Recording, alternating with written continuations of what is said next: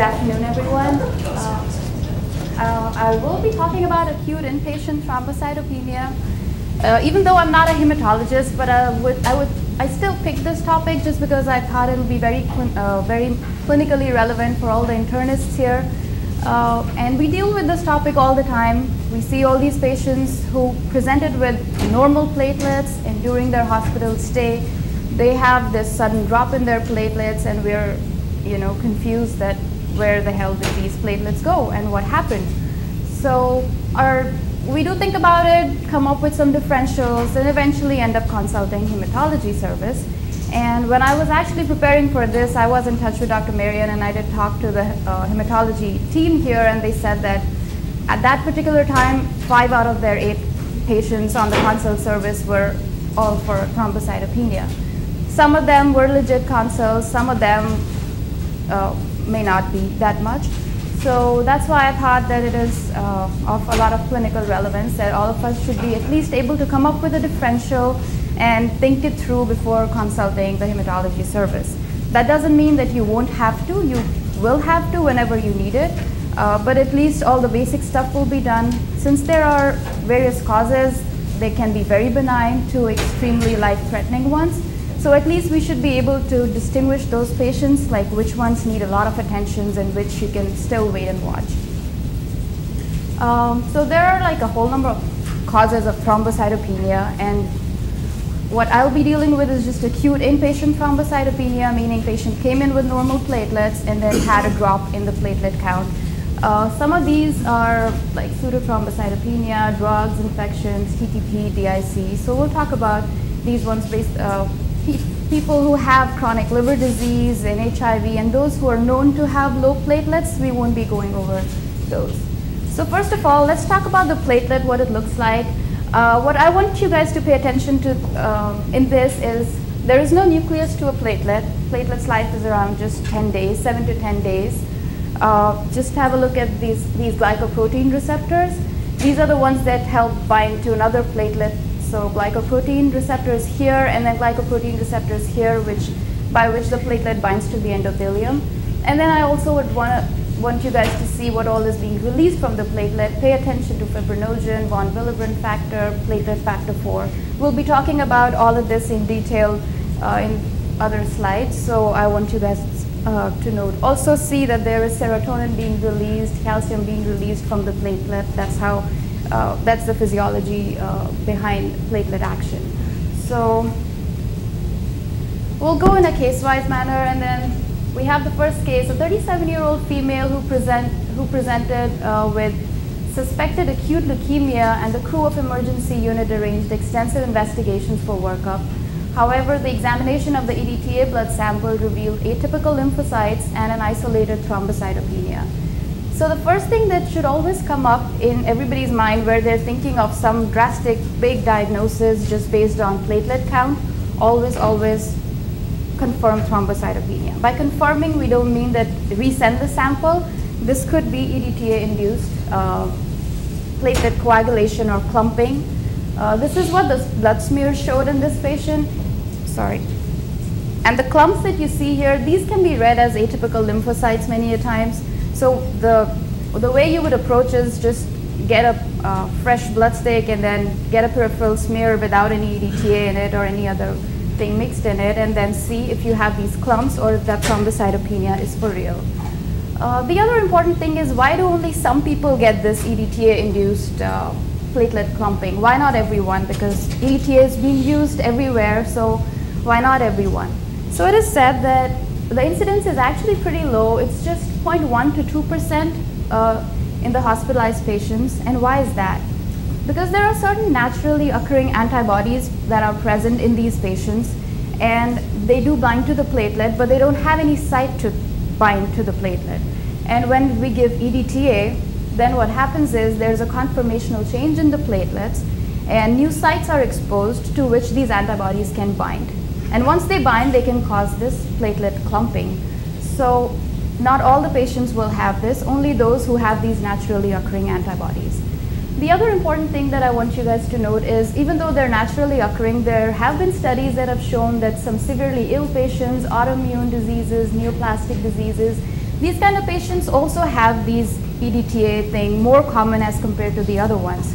Hence, there might be an acquired component to this EDTA-induced pseudothrombocytopenia. So the bottom line is, even though it's a harmless thing, but this pseudothrombocytopenia does lead to a lot of investigations, and which is something that we need to prevent. So always check the blood smear. That's how you would confirm thrombocytopenia. This is another case, 54-year-old male with a history of hypertension, stroke, COPD, admitted with UTI. He was started on Rocephin, duodenal breathing treatments, and heparin for DVT prophylaxis. And on the 6th day of hospitalization, platelet counts dropped to 66,000 per microliter when it had been normal previously. The first thing that comes to our mind, just looking at the numbers here, is heparin-induced thrombocytopenia. Just because the patient was on heparin, and the patient, on the 6th day this happened, and this was a platelet count associated with it. So when we think of HIT, we kind of made a diagnosis in our head that this might be HIT, and then what next? We would get hematology involved, and then they'll take over from there. So here I want you guys all to pay attention to the mechanism behind it and have a better understanding and see if whatever you're thinking, how probable that is. So this is a simple diagram. I searched everywhere, but I think the best one wasn't up to date. This is the same beautiful platelet that we saw in the first picture. I told you to focus on these platelet factor 4 that is released from these platelets. Also notice that there is this receptor. This is called the FC receptor, which is on the platelet. And patients who get HIT, they have antibodies. These IgG antibodies, they bind to this complex of heparin and platelet factor 4, forming an immune complex. Now through this FC receptor, this immune complex kind of binds to the platelet. And now this looks like a messed up platelet with these immune complexes attached to it. So what's going to happen is, eventually these will be eaten up by the macrophages, cleared by the macrophages, and cause thrombocytopenia. And it also causes activation, causing thrombosis. So thrombosis and thrombocytopenia is seen in HIT. So whenever you're thinking about HIT, always, this is something that even the interns here can do. Just put whatever information you have on this chart and see how probable, the pretest probability for HIT. There are 4 things that you need to keep in mind: thrombocytopenia, timing of platelet drop, thrombosis, and other causes of thrombocytopenia. So I want you guys to notice here that thrombocytopenia, if it's very severe, like less than 10,000, you actually get a 0, not a 2. And the other thing that you should notice here is 2 will be like the lowest number is more than 20,000. So in heparin-induced thrombocytopenia, the platelet count does not drop too low. If it is dropping too low, you should have other differentials in your mind, or you can even think about other diagnoses first before even thinking about HIT. The other thing is timing of platelet count, since it's an antibody-derived whole thing going on. So the counts will start dropping at least after 5 to 6 days when you have these antibodies in the system. Or if a patient had a recent exposure, then they might have these antibodies already, and that's the time when, instantly or in a day or 2, patients can have symptoms of HIT and thrombocytopenia. Thrombosis, obviously, if there is evident thrombosis, that gets a 2. And if there are other causes of thrombocytopenia, then, you have to rule out other things before even considering this. And this is the pretest probability score: high, intermediate, and low. And this is how you're going to approach HIT, first of all, clinically, by filling up all this and seeing what the score is. There are 3 kinds of HITs that we talk about. HIT 1 is actually just a transient drop in the platelet count that occurs in just 1 or 2 days, within 1 or 2 days of starting heparin. It's non-immune mediated, that's why it's able to happen in the first few days. And it's pretty transient. If you continue to give heparin to patients, it will eventually get better. So if there's an absolute indication to continue these patients on heparin, and it is occurring in the first 2-3 days, then you might want to keep the patients on it and observe them closely. HIT 2 is the actual one that we just talked about. This is the one we should be afraid of, and we should do things about it. Subclinical HIT is when the patients have these antibodies in the system. It could be from a prior exposure or just like that, but they are at high risk for thrombosis if you introduce heparin to these patients. Otherwise, you can just wash them. It's just subclinical.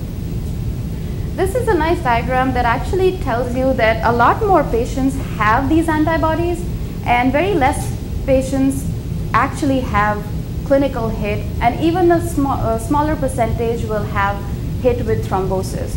So a lot many people have antibodies here, and antibodies here. The other important thing I want you guys to focus on is unfractionated heparin. It's a lot more immunogenic. When it forms these platelet factor 4 multimers, these are real large multimers and very immunogenic. So the incidence of HIT will be a lot more with unfractionated heparin. And low molecular weight heparin also has incidence of HIT, but not that much because the molecular structure is not forming those ultra large complexes. And fondaparinux just minimally. So whenever you suspect HIT, you're going to discontinue the heparin and start on a non-heparin anticoagulant. Apart from that clinical part, let's talk about the lab work, what kind of lab work is required. So you can check for these antibodies by an ELISA test. It's a very sensitive test, but it can have low specificity and is falsely positive in certain conditions like SLE and antiphospholipid antibody syndrome. The next test that we have is serotonin release assay. I want you guys to pay attention on how this works, because when a platelet gets activated, it releases serotonin.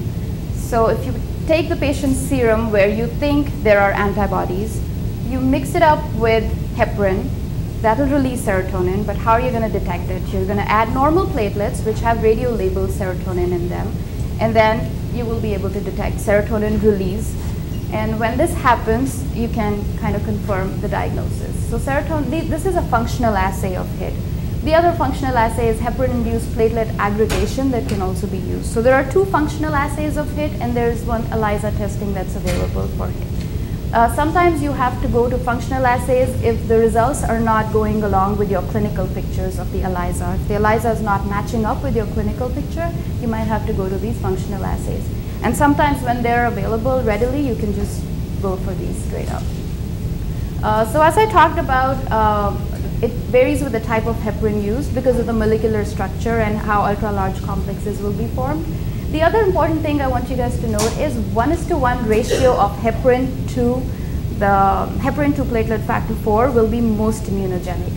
So in cabbage patients, what happens is you are exposing these patients to a large volume of unfractionated heparin, but still they don't have as high an incidence of HIT as you would expect them to, just because that 1:1 molar composition is not being fulfilled. According to a national database, you see that females are twice at risk. So females, surgical patients who are mostly on unfractionated heparin, or female surgical patients on unfractionated heparins will be the most at risk of heparin-induced thrombocytopenia. Management, we stop it at heparin and then start with the direct thrombin inhibitor. These are the direct thrombin inhibitors that are available. The ones that are used for HIT primarily are lipiridin and ergatroban. This bivalirudin is Angiomax that is for cardiac use if you want to do a cath or something. But lipiridin, the important thing to notice here is ergatroban is excreted by the liver, it's metabolized by the liver. So in liver disease patients, you have to be careful. You might have to cut down the dose, or you can choose something else. And lipiridin is primarily excreted by the kidneys. This is also a popular question on your boards too. So which one is excreted and where do you have to lower down? Okay. The next we have is warfarin. Do you use warfarin in HIT? So initially when all this is going on, when you're diagnosing HIT and you don't have to start these patients on warfarin at all, it's contraindicated because it's going to drop your protein C levels and the patient can have skin necrosis that can look like this. And also gangrenes and all of that. Warfarin, it can be used if these patients can be transitioned from direct thrombin inhibitors to warfarin much later when their platelet counts have gone up to 150,000 at least. And then with that also you should have like an overlap of around 5 days. Duration of treatment, it's not well defined by any prospective study, but if a patient has HIT, the patient is probably at a higher risk of thrombosis in the coming few months. So you can carry on the treatment for 2 to 3 months, and if it's associated with thrombosis, then about 3 to 6 months. In cancer patients, this doesn't work out this way because in cancer patients, they can still have thrombosis despite being on warfarin because of the where it works exactly in the coagulation cascade. Okay, so this is the same case. We had this patient where we were thinking of that the patient has HIT. And now what happened was that you discontinued the heparin, and after that you check these antibodies. These are all negative. Platelet counts start dropping further to 16,000, and now the patient has bruising, positive blood cultures, and growing E. coli. So now your differentials should widen. You should stop thinking about HIT because you have other obvious causes of low platelet counts. You have platelet counts really low, which are not really going with the diagnosis of HIT. So here, now we're going to think about DIC or sepsis-induced DIC, or drug-induced thrombocytopenia is also something that we'll talk about in a little bit. So DIC, if you read the definition by the International Society on Thrombosis and Hemostasis, it is an acquired syndrome. So pay attention to these little details. It's an acquired syndrome. So characterized by intravascular activation of coagulation, and there is loss of localization arising from different causes.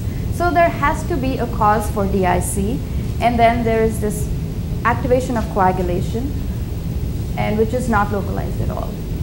So it's seen in 1% admissions in the tertiary care hospitals.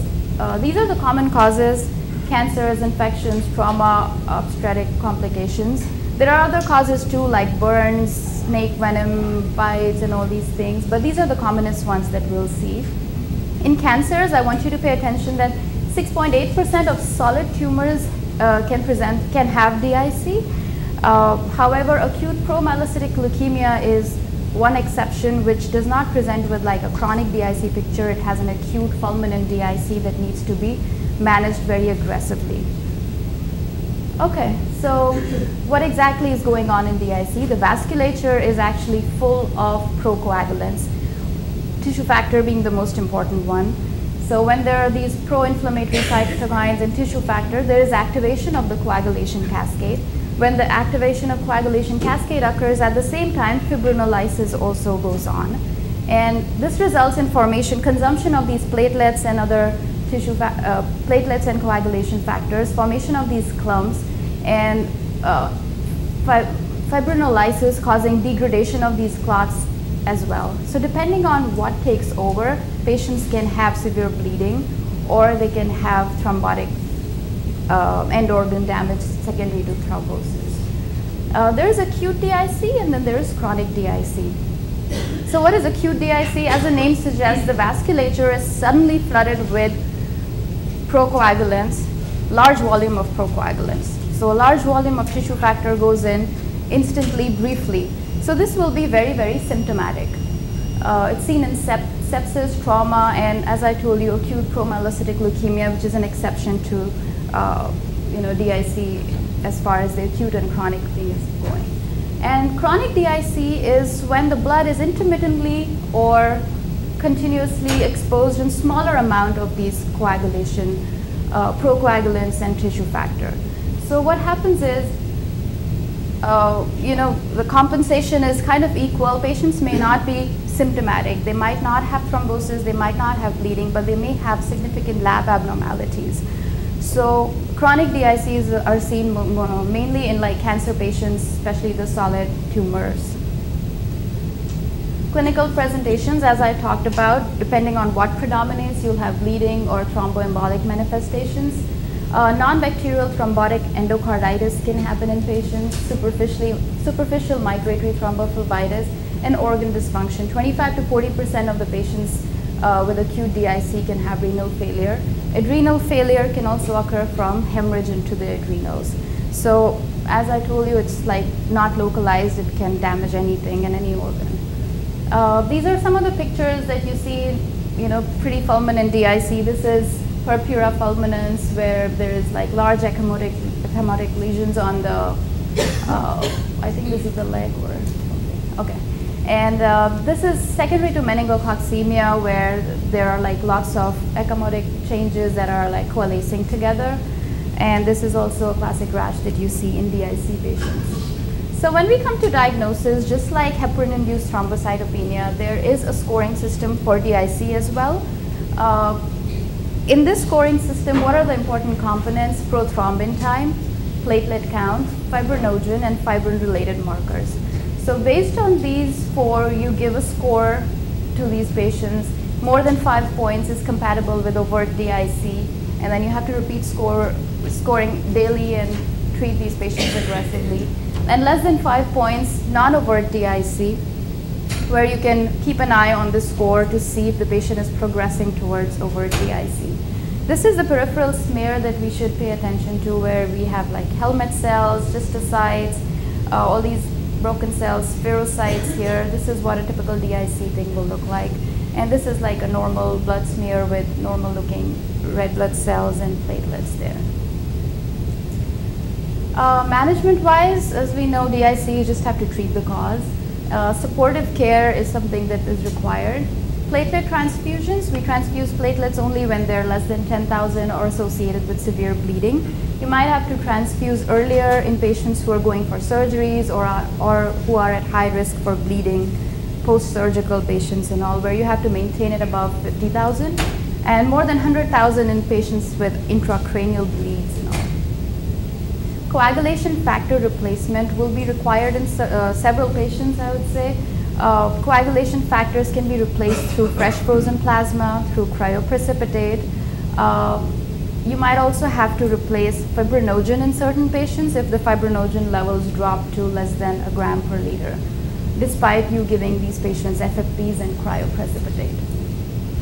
And obviously, where thrombosis is predominating, these patients may require heparin for anticoagulation.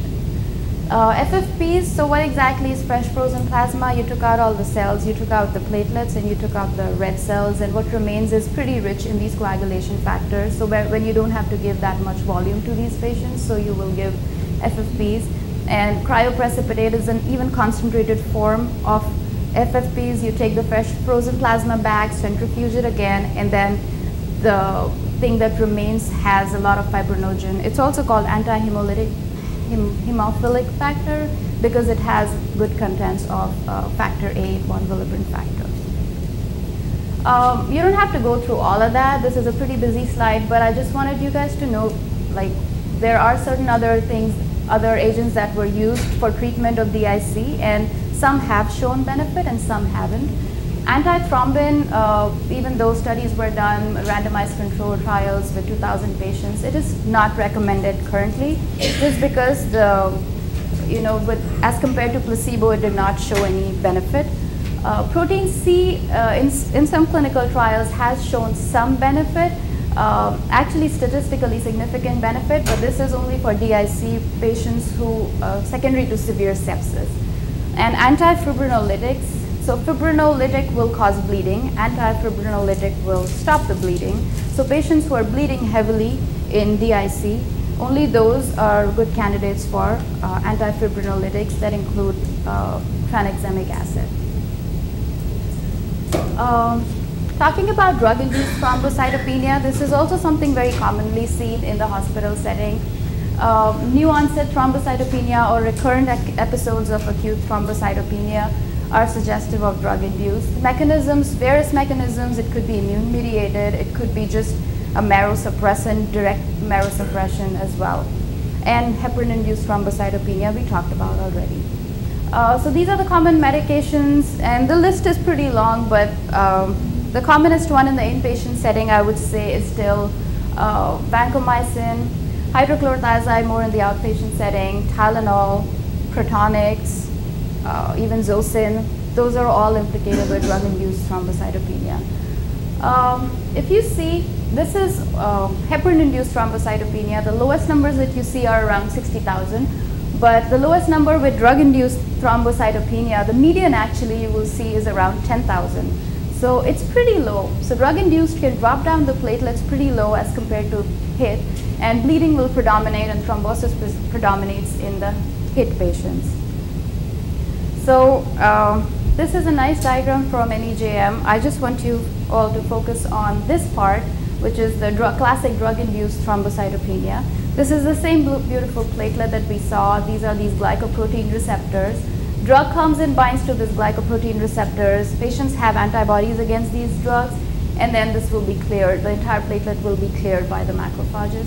Or what the drug can do, it can bring on conformational changes and form a new epitope to which these antibodies can bind, again, all being eaten up by the platelet.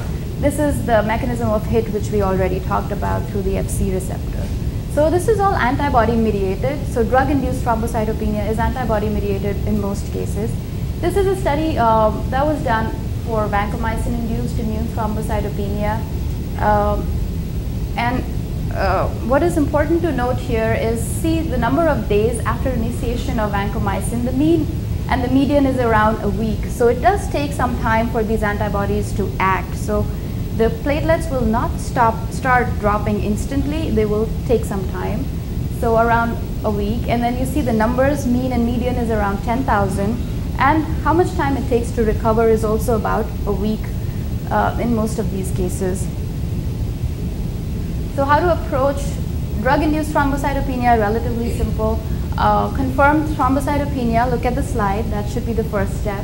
Establish a temporal relationship when the medication was started, when the platelet counts started dropping, and see if when you hold back, did the platelet count do they come up already or not.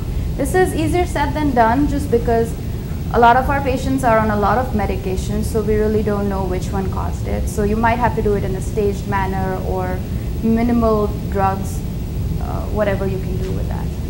And then you discontinue the medication and await for a response. Is there any lab testing that's available? There is one available, that's flow cytometry. You don't really have to do it, but if you're thinking of certain atypical drug that's not known to cause thrombocytopenia, you might want to report that drug, and then they can do a flow cytometry showing patterns that are suggestive of antibodies against that particular drug. Steroids and IVIG in drug-induced thrombocytopenia have been rarely used. This is just isolated case reports have been there that have shown that they may show benefits, but those are just isolated reports, and there's no clear benefit of steroids and IVIG at this point in literature. This is a very common situation. When I was on the consult service, my resident was getting this kind of calls, you know, at least once on every consult service. We have a 45-year-old male here who comes in with fever. He's confused and has renal failure with creatinine 1.8. Platelet counts are dropping and now in the 40,000 range. We think this is TTP and would like to transfer him to University Health for plasmapheresis. Pretty legit a consult, but what should be your knee-jerk response to this? What about the blood smear, right? You always have to know what the blood smear showed to make a diagnosis of TTP. And then the other voice says, I think we saw a few cystocytes. So this is the classic presentation of TTP that will make you think about TTP, and you cannot refuse this transfer just because of all these important things that are mentioned in the history. This is just a brief overview of the history of TTP. In 1924 was the first case that was reported. This was just a 16-year-old girl presented with weakness, pallor, purpura, and then had a stroke, and then died in 14 days with heart failure. So it was pretty big a thing that happened, and when they did autopsy, they found these little platelet-rich thrombi everywhere in most organs, including the kidneys. So that was the first case that was reported in 1924. Nothing happened for a long time. In 1962, they kind of found an association between this microangiopathic hemolytic anemia and thrombocytopenia.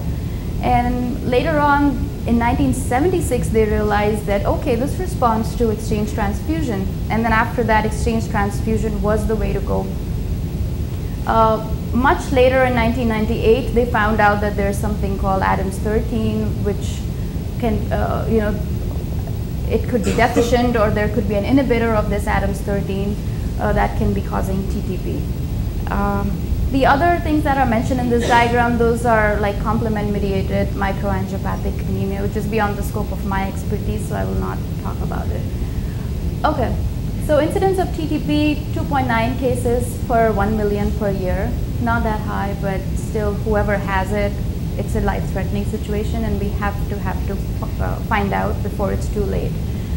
Before the use of plasma exchange, survival was just 10%. And in 1991, this randomized controlled trial documented a 78% survival with plasma exchange. So here's the importance of diagnosing this in time and not missing out on this diagnosis at all.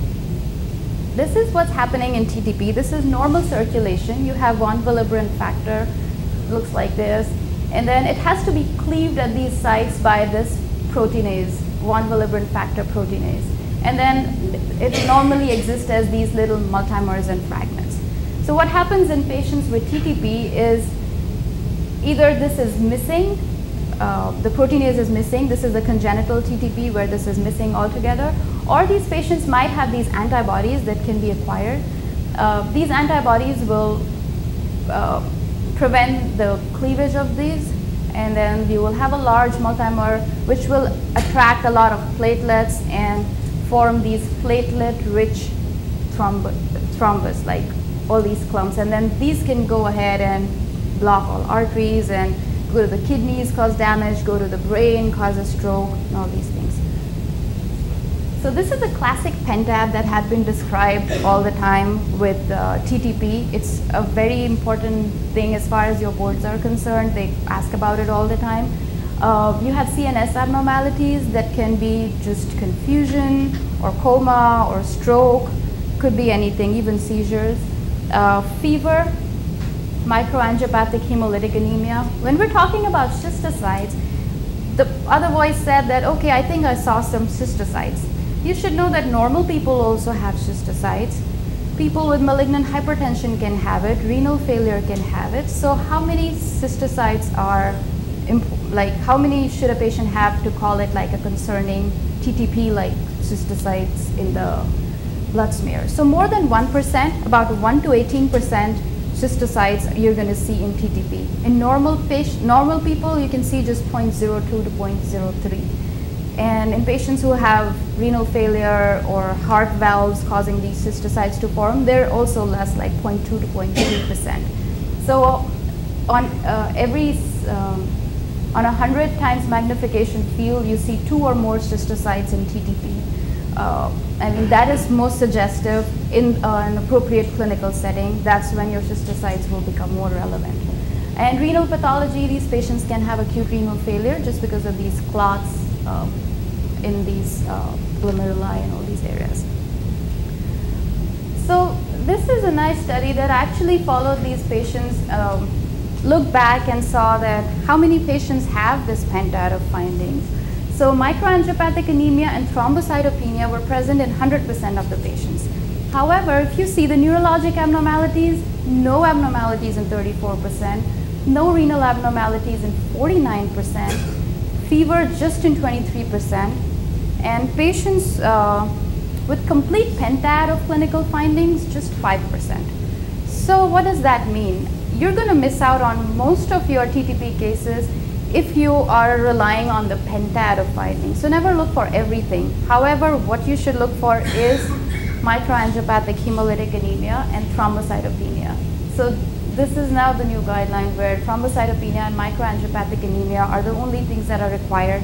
Obviously, in the absence of other things that can cause it, to initiate plasma exchange. So any patient who has these two in appropriate clinical setting, you should initiate plasma exchange in these patients. Just a word about Adams 13. You don't have to memorize all that. We talked about that it's a protease that cleaves the von Willebrand factor multimer. What about the levels? Do you always send for these levels? So before starting plasmapheresis, we should send for these levels at least, but we should not rely on their number or their result to initiate plasmapheresis. So plasmapheresis and exchange should begin if you're clinically suspecting it, but you should send these levels. What is the clinical relevance of this then? The relevance will be like, you can find out how the activity is. If the activity is less than 10%, then it's severe deficiency of Adams 13. And when it's that severe, these patients are at a higher risk for a relapse later in future, or they can have like a resistant TTP not getting better with just plain plasma exchanges. So these are the patients where you might have to do something more like steroids or immunosuppressants like rituximab. Activity is 10 to 50%. It can occur even in patients who are septic and not very specific. Activity more than 50%. Plasma exchange may or may not be effective, but that should not hold you back from doing plasma exchange if you have clinical implication of TTP. Diagnostic testing, this is very important. Even before consulting the hematology service, the interns and the residents should, whenever they're thinking of TTP, they should proceed with the diagnostic testing, CBC, anemia, thrombocytopenia. Since it's a microangiopathic hemolytic anemia, look for all the hemolytic markers, elevated retic count, peripheral blood smear is a must. Coagulation studies, you might want to check if there's any other cause. What if the TTP has progressed to DIC, or if it is DIC and not TTP at all. So you have to check these. Direct testing for hemolysis, serum LDH. These patients should have serum LDH, serum bilirubin, haptoglobin, which will be low. Serum creatinine that you want to check to see if there's any renal damage already. So these are the major basic labs that we should order even before getting hematology involved if we're clinically suspecting TTP. ADAMS13 inhibitor, so whenever you're sending for ADAMS13 levels, the inhibitor they send themselves. And that is important just because if there's an inhibitor, only then there is a role for these immunosuppressants. So the steroids and rituximab, even cyclosporin, these things can benefit patients only who have this inhibitor. If they don't have it, then most likely there won't be any advantage. Plasmapheresis, what exactly will it do? It will get rid of this circulating antibody. It will remove these large multimers, and then it will replace the ADAMS13 that is missing from the system. So that's how it works. People have also tried like plasma infusions where they would just infuse plasma and see if that happens, but it's not removing these multimers, so it's not the best, but plasmapheresis is the first line. And high-dose steroids and rituximab, as I told you, they're reserved only for patients who fail to respond to plasmapheresis alone, or if they have a resistant disease or a relapsing disease. I think that's it. We ended up pretty early. I didn't think so. Any questions, comments?